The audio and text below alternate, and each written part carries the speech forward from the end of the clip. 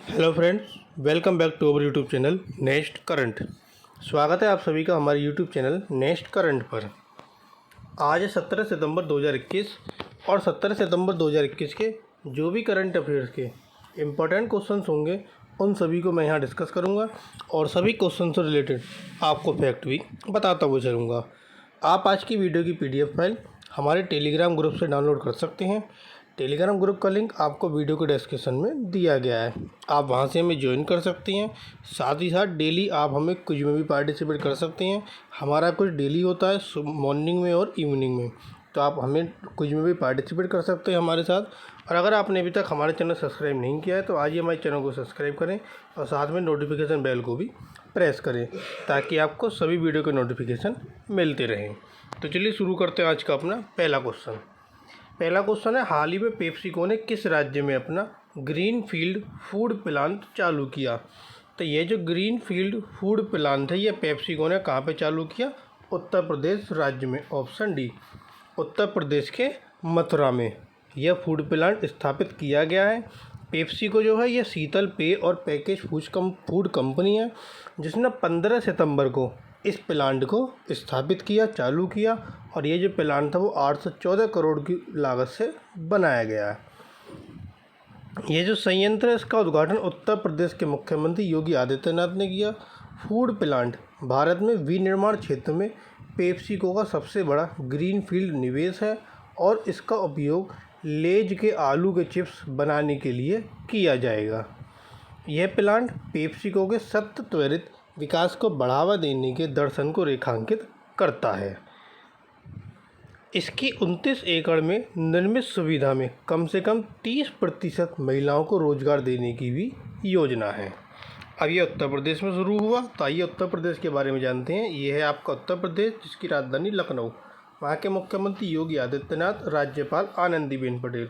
कुल जिलों की संख्या 75, लोकसभा सीटें 80 और राज्यसभा सीटें 31। अगला क्वेश्चन, हाल ही में किसने अंतर्राष्ट्रीय क्रिकेट से संन्यास की घोषणा की? अंतर्राष्ट्रीय क्रिकेट से संन्यास की घोषणा की जिम्बाब्वे के पूर्व कप्तान और विकेट कीपर और बल्लेबाज ब्रैंडन टेलर। Option B. अपने 17 वर्ष के लंबे करियर के दौरान उन्होंने 34 टेस्ट, 204 वनडे और 45 T20 इंटरनेशनल खेले। ब्रैंडन टेलर ने 2004 में जिम्बाब्वे के लिए पदार्पण किया। ब्रैंडन टेलर ने वनडे में 6,677 रन, टेस्ट में 2,320 रन और T20 में 934 रन बनाए हैं। अगला क्वेश्चन, हाल ही में राष्ट्रपति रामनाथ कोविंद ने कितने पुरस्कार विजेताओं को राष्ट्रीय फ्लोरेंस नाइटिंगेल पुरस्कार 2020 से सम्मानित किया? तो कितने विजेताओं को सम्मानित किया? कुल आपके 51। Option C. 15 सितंबर को एक आभासी समारोह में इनको सम्मानित किया गया। नर्सों द्वारा समाज को दी गई सराहनीय सेवाओं के लिए सरकार द्वारा वर्ष 1973 में फ्लोरेंस नाइटिंगेल पुरस्कार की स्थापना की गई थी। पुरस्कार पाने वालों में भानुमति घीवाला, राजीला रॉय, वंदना कुमारी आदि शामिल हैं। भारतीय नर्सिंग परिषद स्वास्थ्य कर्मियों के योगदान को मान्यता देने के लिए फ्लोरेंस नाइटिंगेल पुरस्कार प्रदान करती है। भारतीय नर्सिंग परिषद भारत सरकार स्वास्थ्य और परिवार कल्याण मंत्रालय के तहत एक स्वायत्त निकाय है। अगला क्वेश्चन, हाल ही में एशिया ओलंपिक परिषद के कार्यवाहक अध्यक्ष किसे नियुक्त किया गया? तो कार्यवाहक अध्यक्ष कौन नियुक्त हुए? रणधीर सिंह। Option D. भारत के वयोवृद्ध खेल प्रशासक रणधीर सिंह को एशिया ओलंपिक परिषद के कार्यवाहक अध्यक्ष के रूप में नियुक्त किया गया। शेख अहमद अल वहद अल सबा के पद छोड़ने के बाद उन्हें नियुक्त किया गया। रणधीर ने 1991 से 2015 तक 24 वर्षों तक OCA के महासचिव के रूप में कार्य किया। 5 बार के ओलंपियन निशानेबाज रणधीर वर्तमान में OCA के मानद जीवन उपाध्यक्ष हैं। जो आपका एशिया ओलंपिक परिषद है, जो कि हम बोल रहे हैं OCA, एशिया में खेल का एक शासीय निकाय है। वर्तमान में इसमें 45 सदस्यीय राष्ट्रीय ओलंपिक समितियां हैं और इसका मुख्यालय आपका कुवैत में है।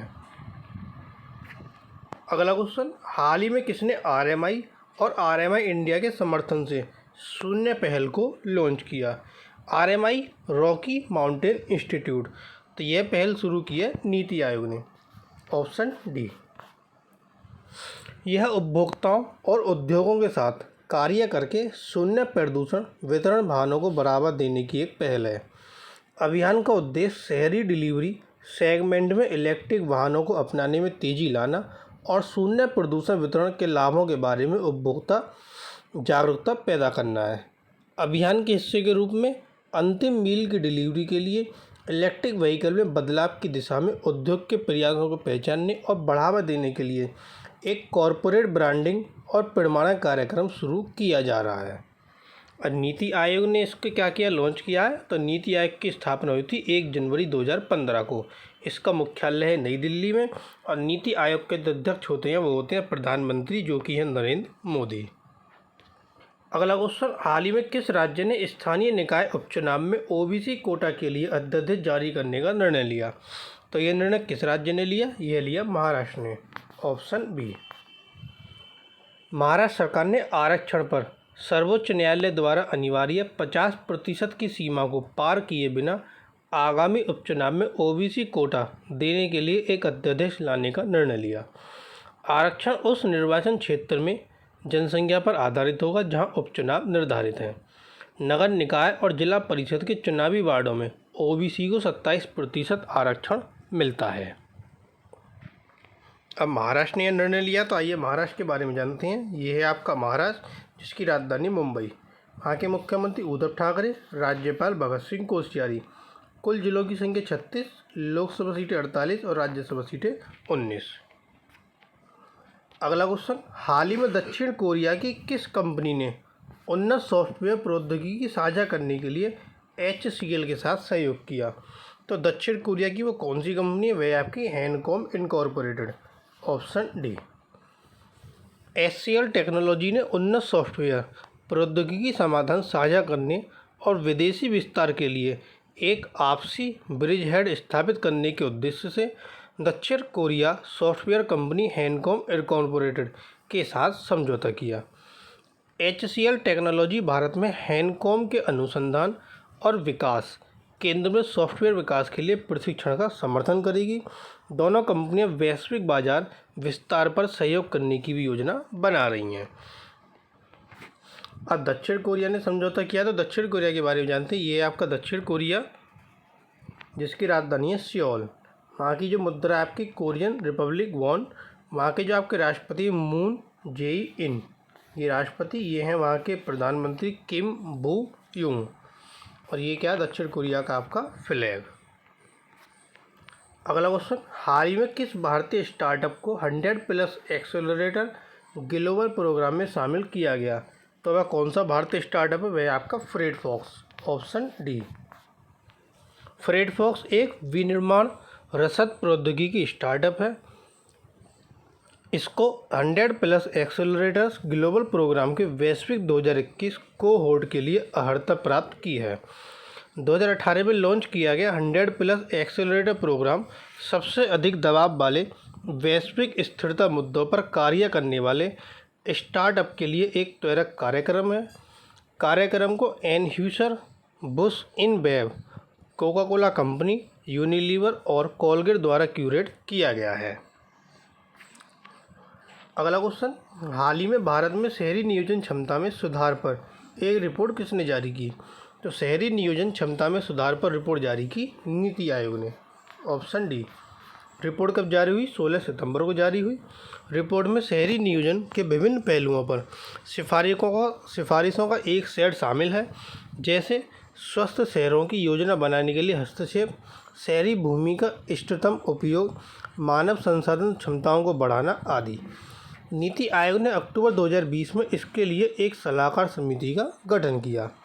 रिपोर्ट में 5 साल की अवधि के लिए एक केंद्रीय क्षेत्र योजना 500 स्वस्थ शहर कार्यक्रमों की सिफारिश की गई है, जिसमें राज्य और स्थानीय निकायों द्वारा संयुक्त रूप से प्राथमिकता वाले शहरों और कस्बों का चयन किया जाएगा।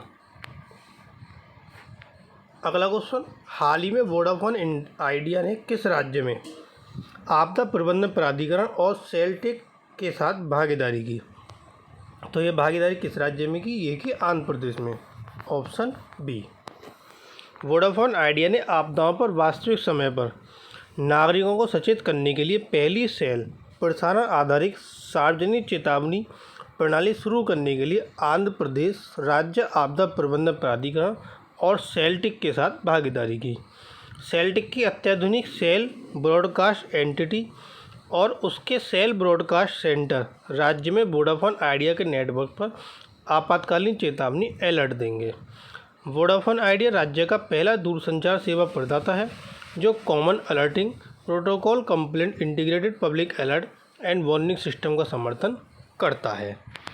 अब ये जो भागीदारी की है आंध्र प्रदेश के साथ की, तो आंध्र प्रदेश के बारे में जानते हैं। ये है आपका आंध्र प्रदेश जिसकी राजधानी अमरावती। वहाँ के मुख्यमंत्री वाई.एस. जगनमोहन रेड्डी, वहाँ के राज्यपाल विश्वभूषण हरिचंदन।